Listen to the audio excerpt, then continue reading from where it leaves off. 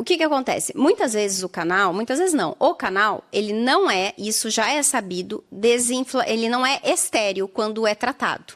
Então, peraí, eu vou voltar um pouco, porque como tem bastante público nos ouvindo, né? Até às vezes o próprio Até para a pessoa entender o que é um canal. Qual é a indicação de um canal? O paciente que vai lá no dentista e o dentista fala assim, você vai precisar fazer um canal. O que é isso? Por que não uma obturação e sem um canal? Isso aí. A gente tem um dente, dentro do dente tem um canal. Então, eu tenho canal, você tem canal, você tem canal. E esse canal, ele pode ou não ser tratado. Então, o que é tratar o canal? Eu tive uma cárie, essa cárie tem bactérias, essa bactéria penetrou ali através do esmalte, atingiu a dentina, que é a segunda camada, e depois tem o canal, que seria a terceira camada. Eu brinco que o canal é como se fosse o coração do dente, a alma do dente, é onde o dente está vitalizado. Ali vão vasos sanguíneos, vasos linfáticos, ali acontece todo o movimento de nutrição do dente através dos nervos, que principalmente o trigêmeo, né, o alveolar, o maxilar, o mandibular, que está nutrindo aquele dente. Então, aquele dente, ele está vivo, ele é um órgão nutrido, bom, blindado por Deus. Aí veio uma cárie, rompeu aquela blindagem. Penetrou na dentina, como se fosse uma laranja. Penetrou na casca, penetrou na polpa amarela e chegou na polpa do dente. Entrou, bum, infectou tudo.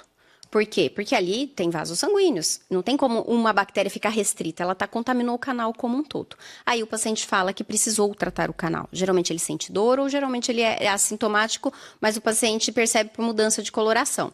Daí ele vai e fala para o dentista tratar o canal. Só que aquele interior do dente é minúsculo. Existem inúmeros canalículos. Dizem que se você enfileirar esses canalículos que alimentam os odontoblastos, que são as células dos dentes, a gente conseguiria 2 quilômetros. Caramba! Os canalículos minúsculos que não conseguem ser, nada entra ali. Então eu tenho o centro do dente, que é o canal, e o dentista vai tratar aquele lugar. Tem um artigo científico que ele fala que de 20 a 80% dos dentes tratados canal não estão totalmente limpos, principalmente na extremidade apical. Então, o que é isso? Vamos pensar que o dente, aqui é o ápice, que é o finalzinho do dente. É muito estreito. Tem alguns dentes que são curvos, tem alguns dentes que têm um delta apical. Então, essas extremidades minúsculas, elas não conseguem ser limpas. Então, é aí que eu digo que o dente não é totalmente estéril. Ele é um dente contaminado, mesmo depois de tratado o canal. E essas bactérias, elas ficam ali. Só que elas ficam numa correlação, assim, de equilíbrio. E é um falso equilíbrio. Porque às custas de um sistema imune que não tá fingindo que tá dormindo. Vamos dizer que, vamos usar uma linguagem fácil. Eu chego lá na sua casa, Vanessa, e eu falo assim pra você, Vanessa, eu vou viajar esse final de semana, eu vou te deixar aí um pitbull.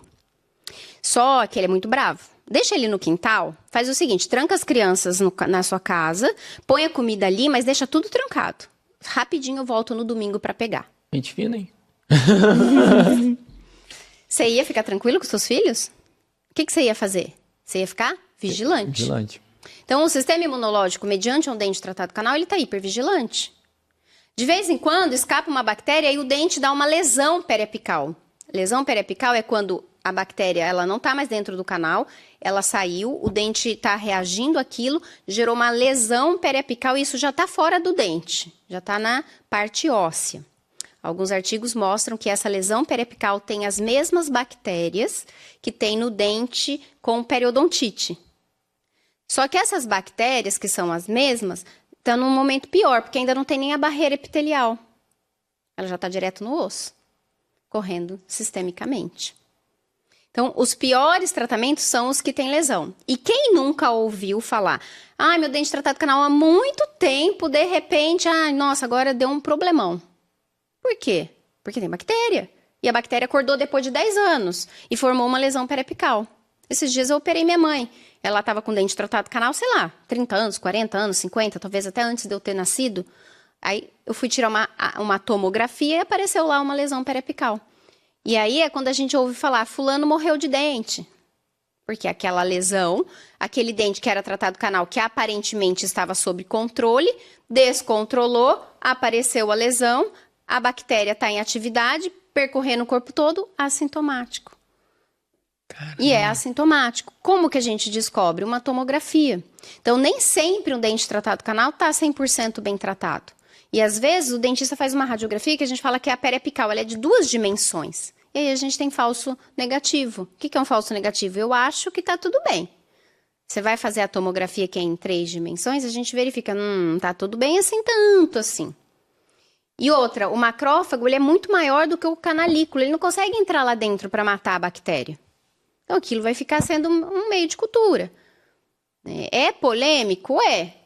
Como que a gente atua? Bom, a gente sabe que tem as duas. Eu não forço o meu paciente a extrair um dente, mas eu vejo no consultório que muitas vezes, quando o paciente extrai um dente, ele tem melhora de um sistema, de uma doença autoimune.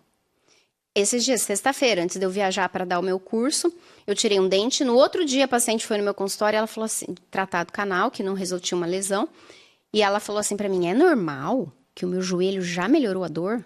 E ela nem foi por causa da dor no joelho. Ela foi porque tem um problema cardíaco, outros problemas crônicos. Meu joelho tá leve. Aí eu falei, é normal. Não, a gente não sabe o que vai acontecer, mas o alívio do sistema imune traz no corpo reações inesperadas e muito boas e benéficas para o paciente.